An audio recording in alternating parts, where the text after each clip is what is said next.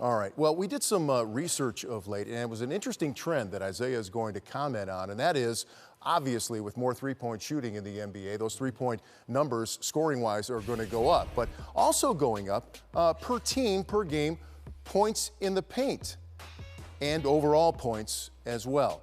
And this is league-wide, Zeke. But the interesting part about this, as you broke it down, was it comes down to defense. Defense at the three-point line, defense in the paint. So connect those two for us. Well, when we talk about perimeter defense, we're talking about guards playing out on the perimeter, guarding your man. And the more we looked into this trend, what we're finding out is there's a lot of switching going on. And you see big men left out on the perimeter on an island guarding small men. And the small man has the advantage when a big man is out that far away from the basket. Here we see the guards are just giving up on the screen and roll. You got Dirk Nowitzki guarding Chris Paul out on the perimeter. And again, big men have no chance, they have no shot of guarding smalls out on the perimeter. Here in tonight's game, okay, we got Moskov, Tayson Russell, all the way out to the three-point line. And again, it's the smalls against the big. So what the trends are saying, again, is that three-point shooting is up across the board, and points in the paint is up across the board. So we as former athletes, we as players, we ask why. Why is that? Because we come to the game and we say strategically, we should be able to stop one. We shouldn't be giving up both of them. But let's find out and let's talk about why I think these things are happening. So Dennis, you and I on offense, Vince, you're guarding me. Okay.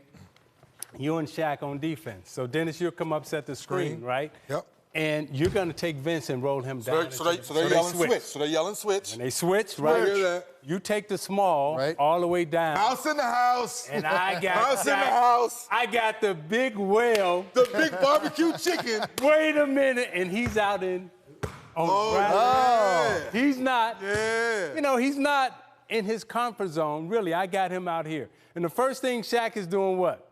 You backing up and you giving me space. Well, it depends on what player I'm playing. What I would do personally, I know that if I give you space, I'm dead meat. So what I would do is I would try to jam you up and bring you to the help. But what if you're playing those teams where they say don't leave the corner? Right. Now I got to say, I just got to be right here and just do the best I can. What I would do is I would let you dance a little bit and try to see when you're going to pull up and just use my left. Because what I don't want, like you said, stop one, I don't want you getting off. I don't want that guy in the corner getting off, and I don't want my man getting points, because then I got to hear Fathead Chuck and Kenny say, Greg Ostertag had 30, Shaq only had 15, he's killing him. So I can't let all that go down. And that important emotion that you just talked about, right, where a big guy saying, I can't let this guy say I got 30 and this one got 15. Well, for a small guy, I got you out here, Shaq, and I know you're going to back up. And even if you put your hand up. This is really no pressure for me. I mean, you got your hand up. I got at least 2 or 3 feet between us. So you got your hand up, and it really is just a measuring stick for me. But if you come up, and I beat you, and when I beat you to the basket, right? Vince has to step up. Okay, now we got a small man down here. This isn't the big man. The big man's behind me. Now I got a small man. So now I got points in the paint, points in the rim. I got points at the three-point line. So now I'm giving up everything.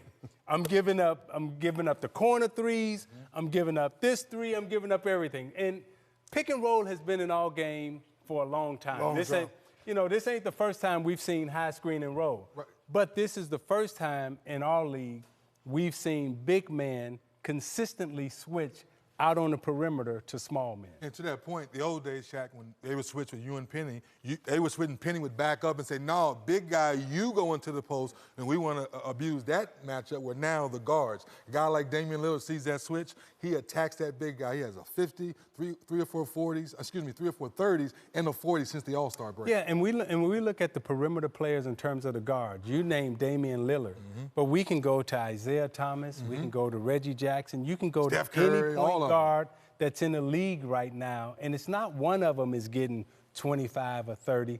They're all getting 25 or 30. So what is the solution so we don't get put in that bad position defensively? Well, we are not coaches in the business, so our job is not to come up with the solution. Our job is just to tell you what's happening. How would you play it differently? Well, No, go ahead. No, from a coaching standpoint, on the real though, okay, if you're talking about high screen and roll, you can't say we're going to give up the 3 in the points in the paint. Now, you can hedge it, you can trap it. There's several different ways you can play it. But right now, the most consistent way that they're playing it in the league is to switch it and to leave the big man out on the island. And again, I'm not going to give you a solution because I'm not coaching. But what we should do is sit down and bring some coaches in and ask them why are they consistently playing it that way. We should do that. And D is my witness. Anybody that scored, like for example, if I switch on him and he's scoring on me, I got to get the ball the next play. And this is what's going to happen right here. What you doing the next play? I got the big man out on the perimeter. I'm going to get the ball right here. I'm going to clear him out right there. Yeah. And then I'm going to give him that. And then you score me, I'm going to score you. That's what's going to happen. That's what's going to happen right there. You score me, I score you.